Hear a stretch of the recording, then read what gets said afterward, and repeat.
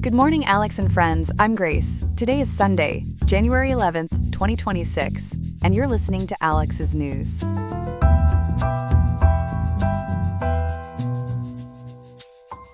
The high in Riverside today is 69 degrees, with a low of 57.1, making for a mild winter day ideal for getting out and enjoying the fresh air.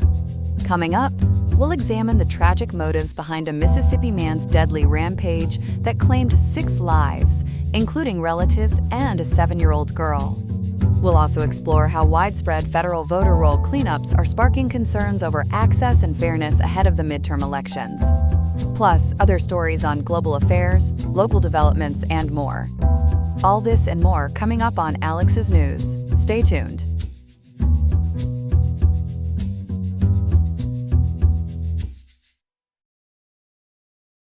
We begin this half hour in Mississippi, where a tiny rural community is reeling after a mass shooting.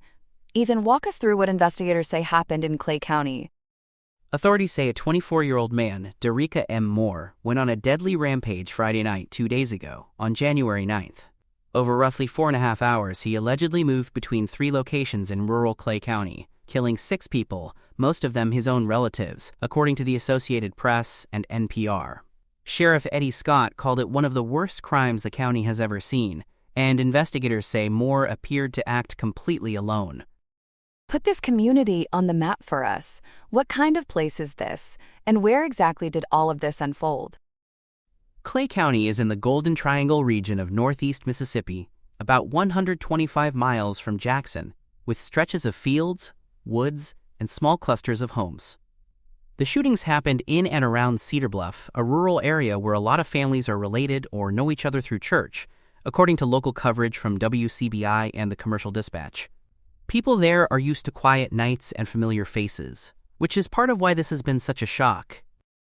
Investigators laid out a pretty detailed timeline. How did this rampage begin Friday evening? Sheriff Scott says the first shots were fired just before 7 p.m. at a mobile home on David Hill Road in western Clay County. That home belonged to Moore's family, and it is where he lived with some of the relatives he is now accused of killing. According to reporting from the Associated Press and Mississippi Free Press, what started there as a family attack quickly turned into a broader spree, tied together by family and church connections. Let's stay with that first scene. Who was inside that mobile home, and what do we know about what happened there? Investigators say Moore opened fire inside the modest trailer, shooting 3 men in the head in what Sheriff Scott described as almost execution-style killings. Those victims were his 67-year-old father, Glenn Moore, his 33-year-old brother, Quentin Moore, and his 55-year-old uncle, Willie Ed Geens. After those killings, deputies say he took Quentin's Ford F-150 pickup truck and sped away, setting the stage for what came next. Local records reviewed by the Commercial Dispatch and WCBI show no history of previous police calls or disputes at that address. After leaving that home, he did not go far. What happened at the second location, just a few miles away?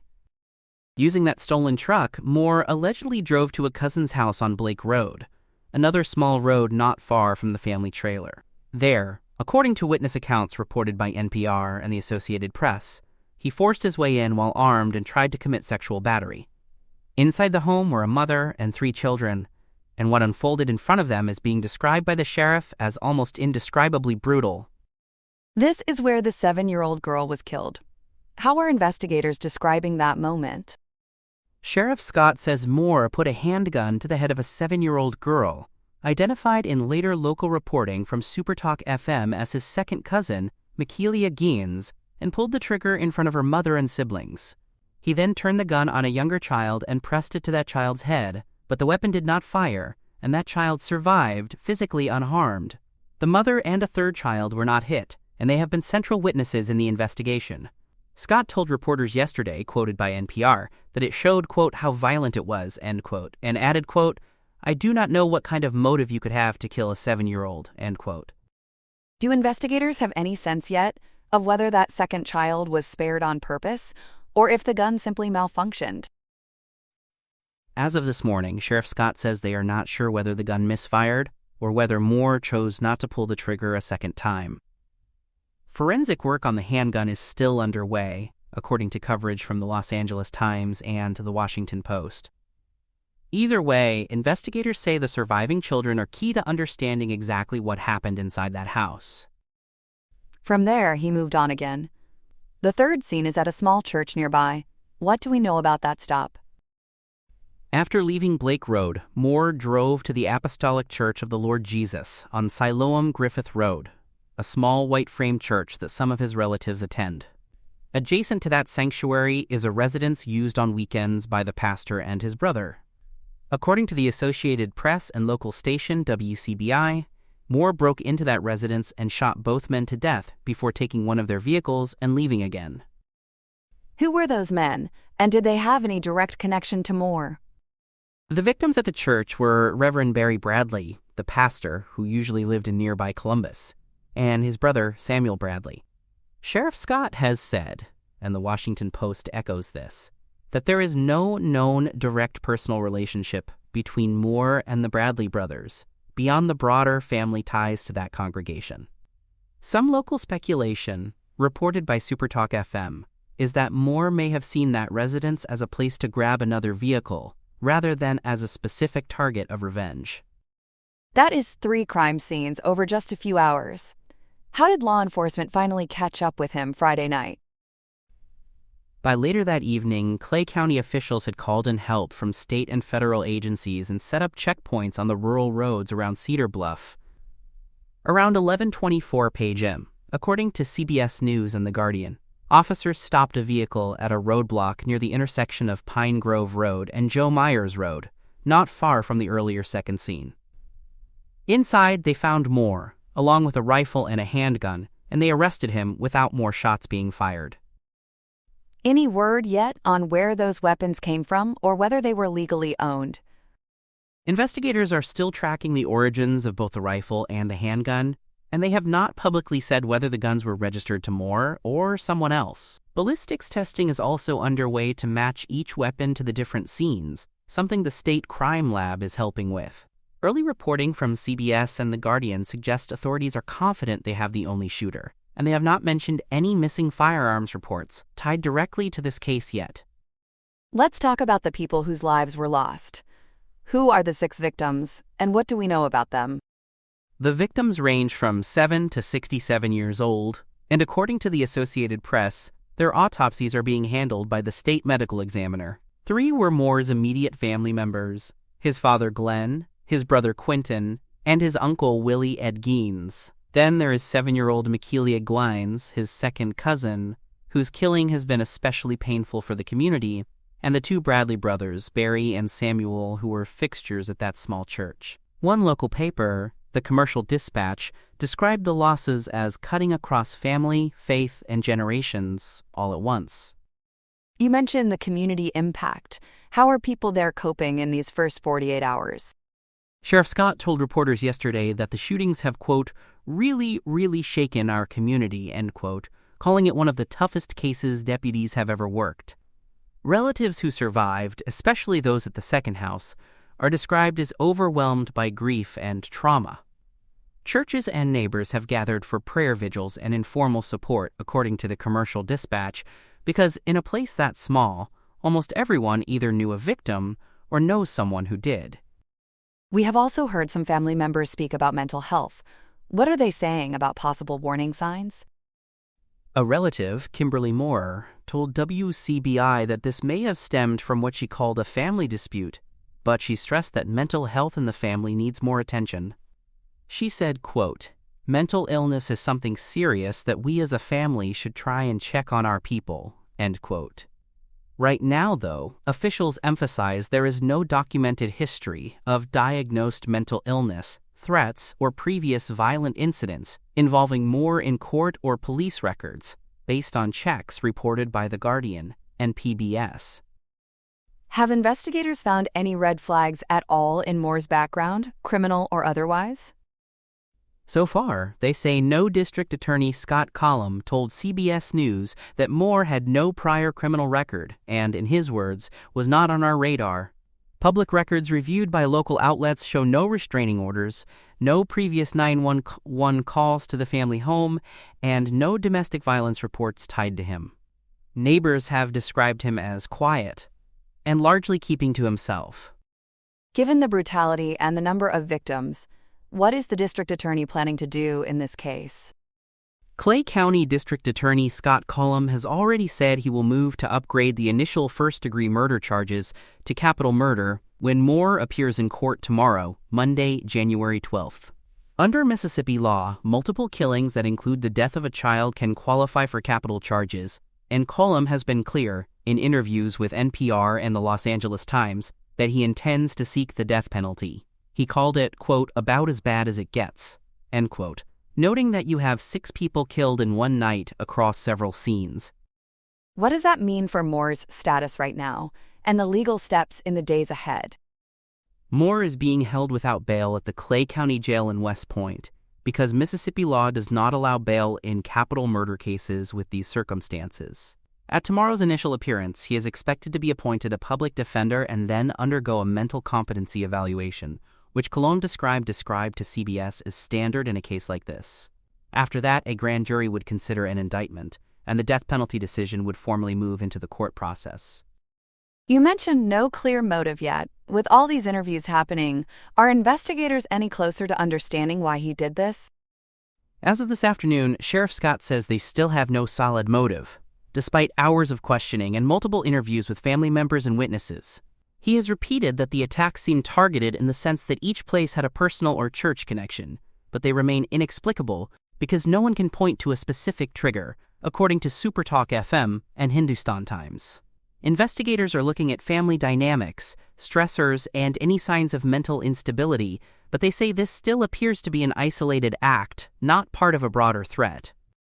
Given that the church was involved, is there any concern about tensions or reprisals within that congregation or the wider community? Law enforcement and church leaders have both emphasized that there is no sign of ongoing conflict around that congregation. Sheriff Scott told the Washington Post there is, quote, no known direct relationship, end quote, between Moore and the Bradley brothers, beyond his extended family attending that church, suggesting the church residence may have been chosen more for its location than a feud. Services and gatherings are now focusing on grief, prayer, and support, not division. In a rural place like this, where resources can be thin, how are authorities handling victim support and the ongoing investigation? Clay County's small sheriff's office is leaning heavily on state and federal partners, including the Mississippi Bureau of Investigation, to process 3 crime scenes and extensive forensic evidence, according to PBS. For survivors and families, churches and local nonprofits are stepping in with counseling and basic needs, while the state is expected to offer victim assistance funds.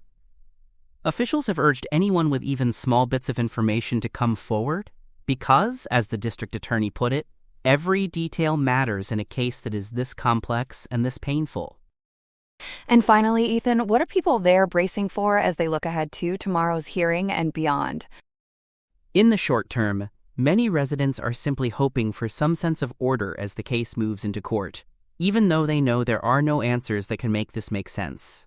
According to the Commercial Dispatch, families are starting to plan funerals for 6 people, while also preparing to sit through a capital murder process that could stretch on for years. Sheriff Scott and District Attorney Cullum have both said they feel confident in the evidence, but they also recognize that for this community, healing will be much harder than securing a conviction. A devastating story for that community and for the families involved. Ethan, thanks for walking us through it. Our next story is about a growing clash over the 2026 midterms. The Trump administration says it is protecting election integrity. Critics say it is threatening democracy. Chloe, walk us through what is happening.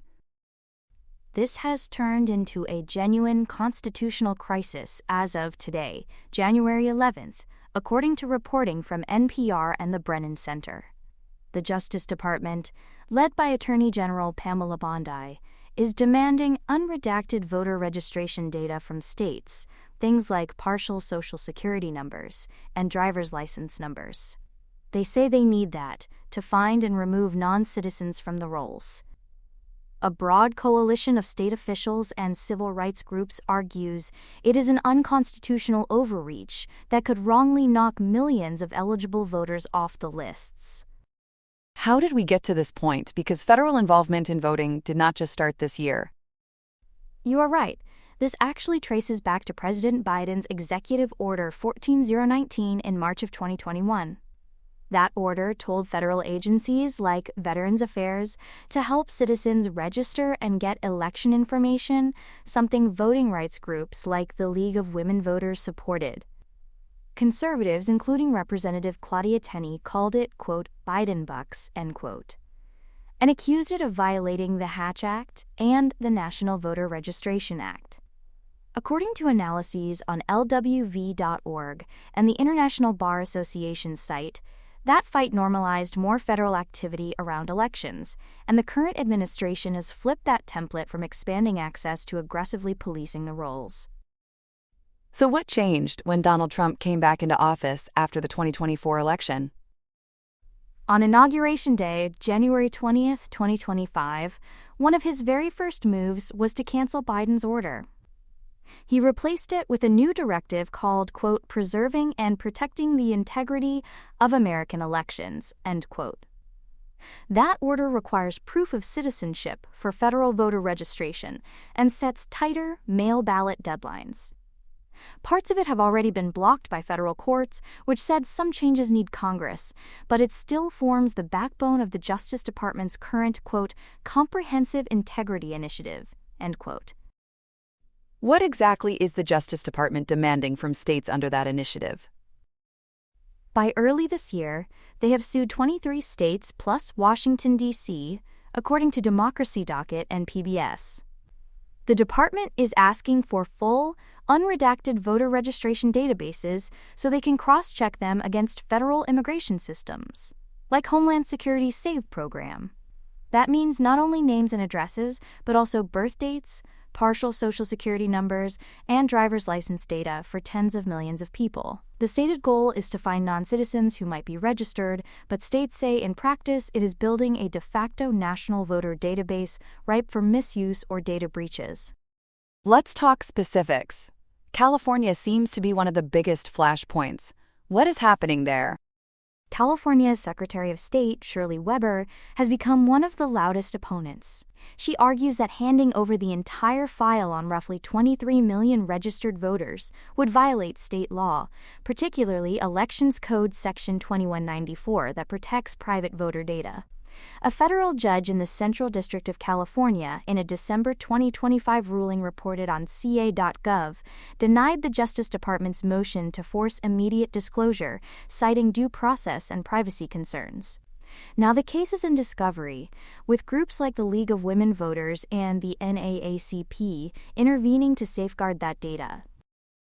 Michigan's also front and center, and their Secretary of State is running for governor. How is that complicating things? Michigan's Jocelyn Benson is fighting on two fronts. First, she is resisting the Justice Department's demand for unredacted information on about 8 million voters, saying the Privacy Act of 1974 requires her to strip out Social Security and driver's license numbers. Second, more than 20 Republican state legislators wrote to Attorney General Bondi in mid-November asking for federal monitors in Michigan's 2026 elections, arguing Benson is conflicted because she is on the ballot. According to Bridge Michigan and the Michigan Independent, Benson blasted that as an, quote, illegal and unconstitutional power grab, end quote, aimed at intimidating voters rather than protecting them.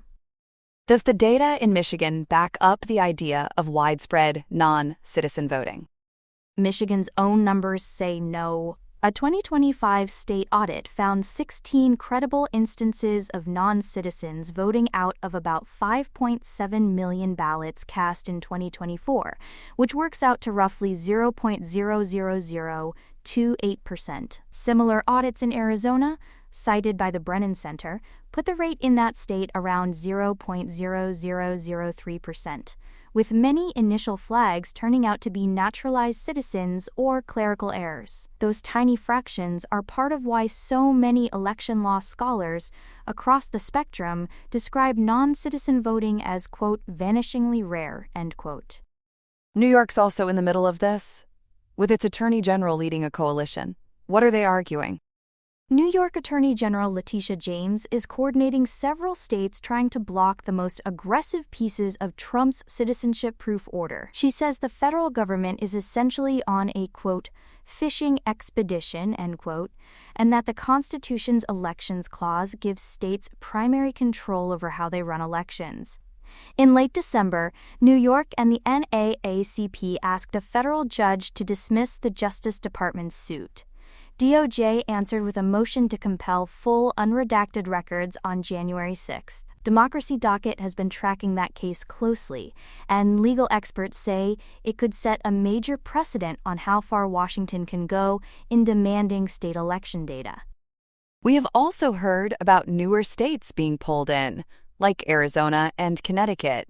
How are they responding? Arizona's Democratic Secretary of State Adrian Fontes has taken a very public stand, saying he would, quote, rather go to jail, end quote, than send unredacted records for roughly 4 million voters. Connecticut's Attorney General William Tong calls the lawsuit there, quote, meritless, end quote, pointing out the state already shares non-sensitive voter data with campaigns and the public. According to coverage in West Fair Online and state press releases, judges in both the Ninth and Second Circuits have issued narrow temporary blocks on some data demands. They have cited the Federal Privacy Act and the lack of specific evidence that would justify bulk collection of sensitive personal information. And what legal basis is the Justice Department using to justify this nationwide push? Bondi's team points to several older federal laws. They cite the Civil Rights Act of 1960, which lets federal officials inspect voting records, as well as the National Voter Registration Act and the Help America Vote Act, both of which require accurate, centralized voter lists. Harmeet Dillon, who runs the Civil Rights Division, says that by cross-checking about 47.5 million registration records, they have already identified several thousand potential non-citizens, mentioning a Kansas mayor who allegedly voted illegally in more than 24 elections. But crucially, as of today, the department has not released detailed state-by-state evidence in court filings, something judges have begun to question. You mentioned judges being skeptical. What have the courts said so far about the scope of this effort? In several early rulings, judges have raised red flags about both privacy and federal power. In a case out of Arizona, United States versus Fontes, courts noted that while the National Voter Registration Act allows oversight, it does not give the Justice Department carte blanche to scoop up sensitive data in bulk without concrete fraud allegations. Then, just this past Friday, January 9th, U.S. District Judge John Chun in Washington state blocked parts of Trump's March 2025 executive order. According to Democracy Docket's summary, he found the White House went beyond its authority by effectively imposing a proof of citizenship requirement without Congress, and that ruling is now being cited in other states' lawsuits. So this is not just statutory, it is really a constitutional showdown. What are the big constitutional arguments on each side? The Justice Department leans heavily on Article 2, which gives the president executive power and the duty to, quote, faithfully execute, end quote, the laws, including those that bar non-citizens from voting in federal races. They argue that if they cannot verify citizenship at scale, those laws become meaningless. States respond with the 10th Amendment and the Elections Clause, saying the Supreme Court's, quote, anti-commandeering doctrine, end quote, from cases like New York versus United States and Prince versus United States, stops Washington from simply commandeering state election systems and staff. They also point to the National Voter Registration Act's 90-day quiet period before an election, warning that any large-scale purge before March primaries could itself violate federal law. How are civil rights and voting rights groups framing what is at stake for voters themselves?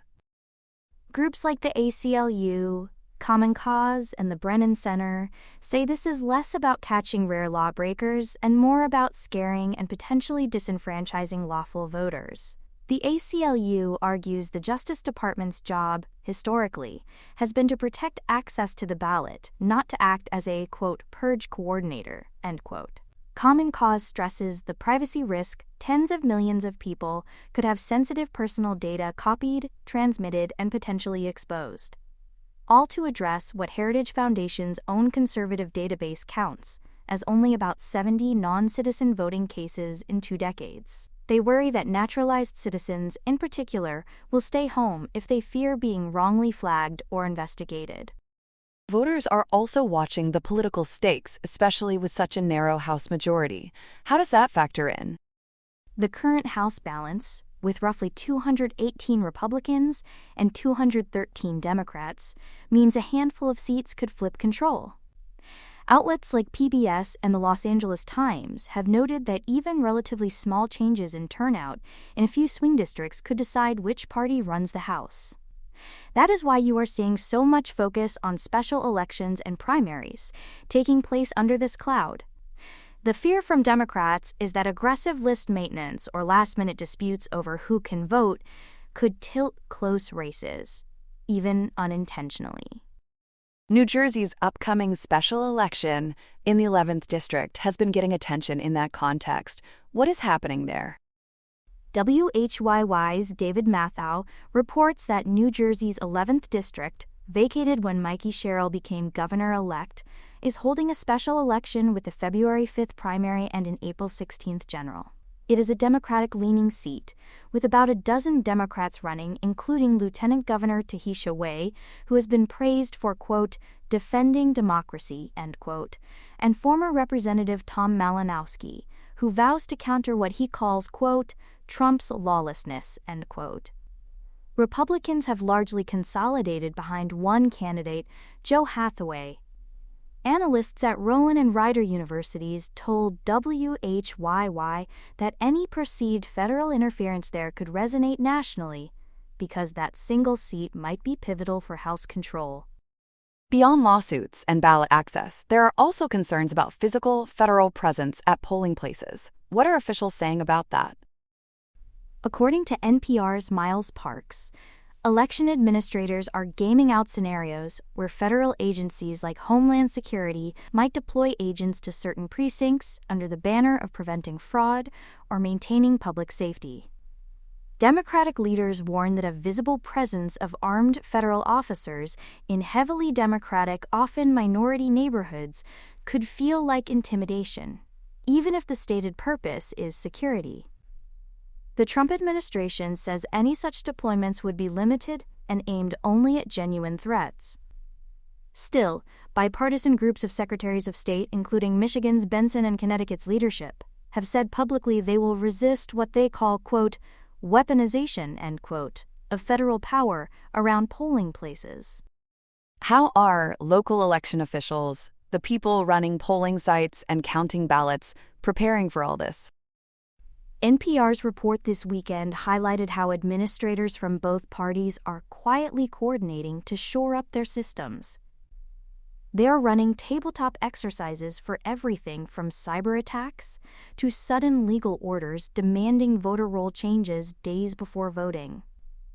Many have set up rapid response legal teams so that if a federal directive comes in late, they can quickly ask a judge to pause it. The through line, they told NPR, is a nonpartisan commitment to making sure that every eligible voter who shows up can cast a ballot that will be counted. With so many cases moving at once, does this seem destined for the Supreme Court before November? Most legal experts think so.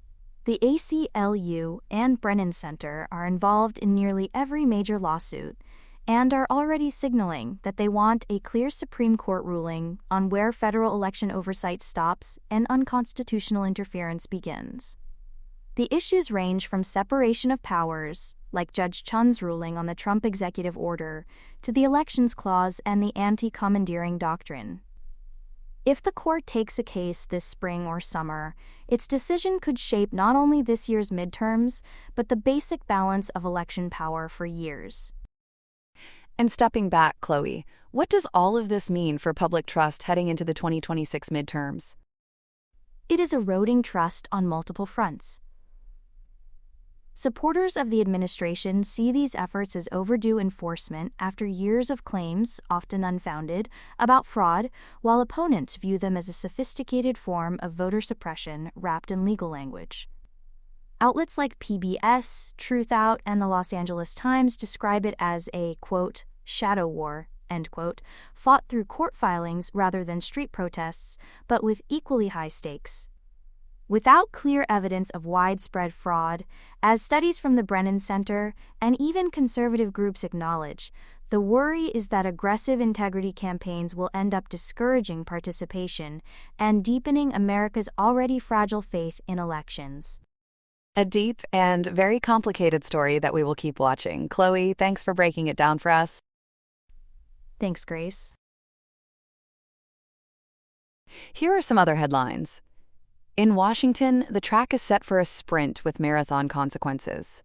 This Tuesday, January 13th, the U.S. Supreme Court hears West Virginia versus BPJ as 15-year-old Becky Pepper Jackson, a sophomore discus thrower who placed third in the state, challenges West Virginia's 2021 Save Women's Sports Act.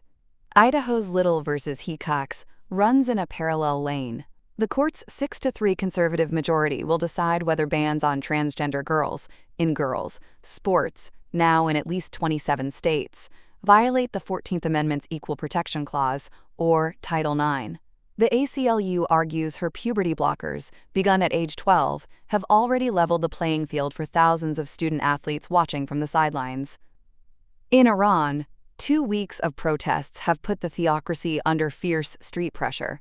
By January 11th, rights group HRANA counted at least 116 dead, including 37 security officials, while Iran Human Rights warned the toll may exceed 192 amid an internet blackout imposed January 8th. Authorities labeled demonstrators, terrorists, and enemies of God, charges that can carry the death penalty, and report thousands detained across 185 cities. Sparked by a collapsing rial and a cost-of-living crisis, the unrest has become a nationwide bid to end religious rule. Activists allege a massacre, overwhelmed hospitals, and close-range shootings. Donald Trump signals readiness for military intervention to protect peaceful demonstrators, while Parliament Speaker Mohammed Bakr Kalibaf warns U.S. and Israeli assets would be legitimate targets if strikes occur, a standoff where every word is a loaded cartridge. In Gaza, Hamas says it is trading rockets for rulebooks, at least on paper. On Sunday, January 11th, the group announced it will dissolve all governing institutions in the Strip and Hand administration to an independent technocratic committee. Spokesperson Hazem Qassem calls it a clear decision to meet a U.S.-brokered peace plan and enter the second phase of a ceasefire in force since October 2025, which also requires full Israeli withdrawal and Hamas disarmament. A high-level delegation heads to Cairo this week to shape the non-factional lineup with Egyptian, Qatari, and Turkish mediators. The move could close nearly 20 years of Hamas rule and is central to the Trump administration's Board of Peace blueprint for a transitional government and large-scale reconstruction, though the timeline remains foggier than a ceasefire smoke cloud, and all nominees must pass international vetting. In Myanmar, the generals are going through the motions at the ballot box, while much of the country is boxed out.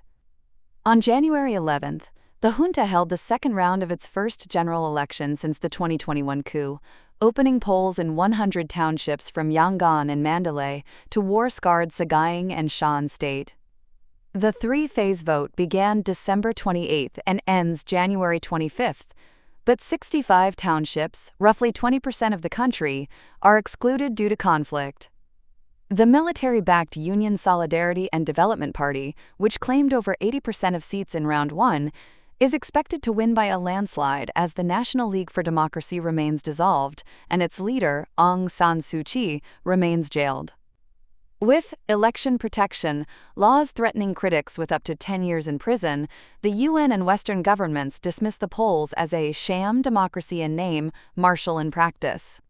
And on the Russia-Ukraine front, the war of attrition is becoming a war of ignition in the skies. A Ukrainian drone strike on the Russian city of Voronezh, overnight January 11th, killed a young woman and wounded 3 others when debris hit a residential building, according to Regional Governor Alexander Gusev. Officials say 17 drones were downed, yet more than 10 apartment blocks and a high school were damaged. Kyiv casts the raid as payback for a ferocious Russian bombardment Friday that used a new Oreshnik hypersonic missile alongside hundreds of drones, killing at least 4 in Kyiv and cutting power to some 30,000 residents. The Washington Post reports Moscow has also rolled out a jet-powered GERAN-5 strike drone this month, adding thrust to an escalating aerial campaign just as diplomats talk up a potential U.S.-led peace deal. A chilling reminder that even while negotiators warm to compromise, both sides still play hard freeze with civilian and energy targets. That's all we have for now. Today's episode was made by Alexander King with GPT-5, Gemini Pro 3, Gemini Flash 3, and Google Cloud Text-to-Speech. I hope you have a great day. I'll see you tomorrow, Alex.